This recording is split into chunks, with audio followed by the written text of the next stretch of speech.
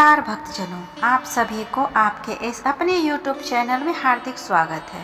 आज हम इस वीडियो में सुनेंगे वट सावित्री व्रत की कथा, जिसे जेठ मास की अमावस्या तिथि को मनाया जाता है। तो आइए इस कथा को सुनते हैं। भद्र देश के एक राजा थे जिसका नाम अश्वपति था। भद्र देश के राजा अश्वपति के कोई भी संतान नहीं थी। उन्होंने संतान की प्राप्ति के लिए मंत्रोच्चारण के साथ प्रतिदिन 1,00,000 आहुतियाँ दी। 18 वर्षों तक यह क्रम जारी रहा। इसके बाद सावित्री देवी ने प्रकट होकर वर दिया कि राजन, तुझे एक तेजस्वी कन्या पैदा होगी। सावित्री देवी की कृपा से जन्म लेने के कारण कन्या का नाम सावित्री रखा गया। कन्या बड़ी होकर बेहद रूपवान हुई। योग्य वर न मिलने की वजह से सावित्री के पिता बहुत ही दुखी थे। उन्होंने कन्या को स्वयं वर तलाशने भेजा। सावित्री तपोवन में भटकने लगी। वहाँ शाल्व देश के राजा द्युम्न सेन रहते थे, क्योंकि उनका राज्य किसी ने छीन लिया था। उनके पुत्र सत्यवान को देखकर सावित्री ने पति के रूप में उनका वरण किया।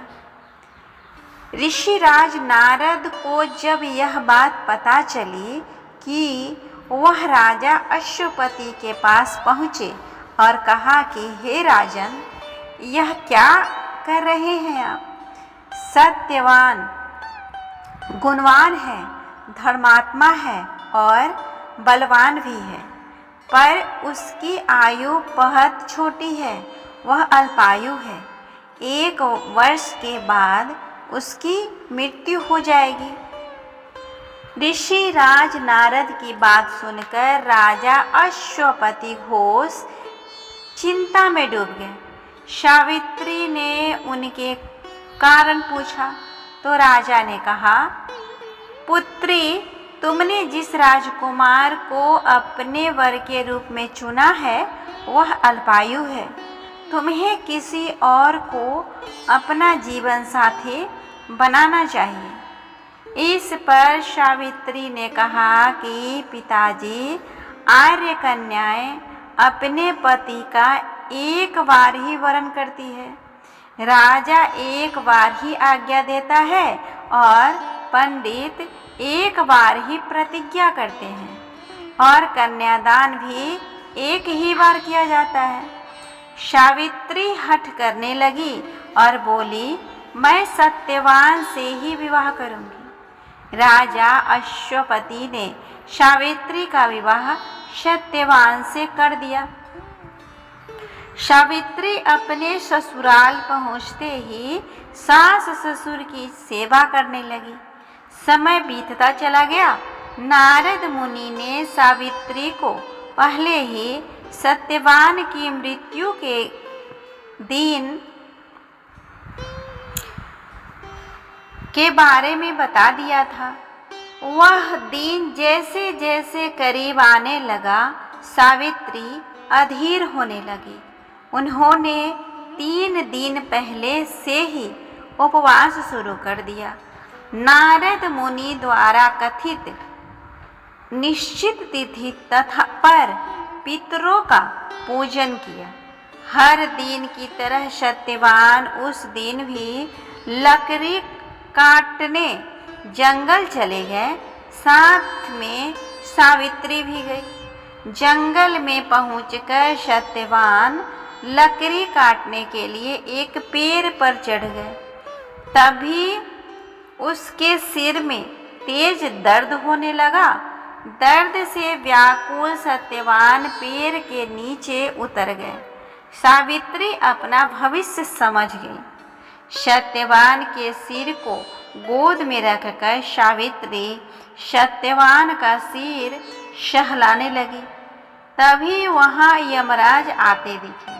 यमराज अपने साथ सत्यवान को ले जाने लगे। सावित्री भी उनके पीछे पीछे चल पड़ी। यमराज ने सावित्री को समझाने की कोशिश की कि यही विधि का विधान है, लेकिन सावित्री नहीं मानी। सावित्री की निष्ठा और पति परायणता को देखकर यमराज ने सावित्री से कहा कि हे देवी, तुम धन्य हो, तुम मुझसे कोई भी वरदान मांगो। सावित्री ने कहा कि मेरे सास ससुर वनवासी और अंधे हैं, उन्हें आप दिव्य ज्योति प्रदान करें। यमराज ने कहा, ऐसा ही होगा, जाओ अब लौट जाओ। लेकिन सावित्री अपने पति सत्यवान के पीछे पीछे चलती रही। यमराज ने कहा, देवी तुम वापस जाओ। सावित्री ने कहा, भगवान, मुझे अपने पति देव के पीछे पीछे चलने में कोई परेशानी नहीं है। पति के पीछे चलना मेरा कर्तव्य है। यह सुनकर उन्होंने फिर से उसे एक और वर मांगने के लिए कहा। सावित्री बोली, हमारे ससुर का राज्य छिन गया है, उसे पुनः वापस दिला दे। यमराज ने सावित्री को यह वरदान भी दे दिया और कहा, तुम लौट जाओ। लेकिन सावित्री पीछे पीछे चलती रही। यमराज ने सावित्री को तीसरा वरदान मांगने को कहा। इस पर सावित्री ने 100 संतानों और सौभाग्य का वरदान मांगा। यमराज ने इसका वरदान भी सावित्री को दे दिया। सावित्री ने यमराज से कहा कि प्रभु, मैं एक पतिव्रता पत्नी हूँ और आपने मुझे पुत्रवती होने का आशीर्वाद दिया है। यह सुनकर यमराज को सत्यवान के प्राण छोड़ने पड़े। यमराज अंतर्ध्यान हो गए और सावित्री उसी वट वृक्ष के पीछे वापस लौट आई, जहां उसके पति का मृत शरीर पड़ा हुआ था। सत्यवान जीवंत हो गया और दोनों खुशी खुशी अपने राज्य की ओर चल पड़ा। दोनों जब घर पहुँचे तो देखा कि माता पिता को दिव्य ज्योति प्राप्त हो गई है। इस प्रकार सावित्री सत्यवान चिरकाल तक राज्य सुख भोगते रहे। अतः पतिव्रता सावित्री के अनुरूप ही प्रथम अपने सास ससुर का उचित पूजन करने के साथ ही अन्य विधियों को प्रारंभ करें। वट सावित्री व्रत करने और इस कथा को सुनने से उपवासक के वैवाहिक जीवन या जीवन साथी की आयु पर किसी प्रकार का कोई भी संकट आया भी तो वो टल जाता है।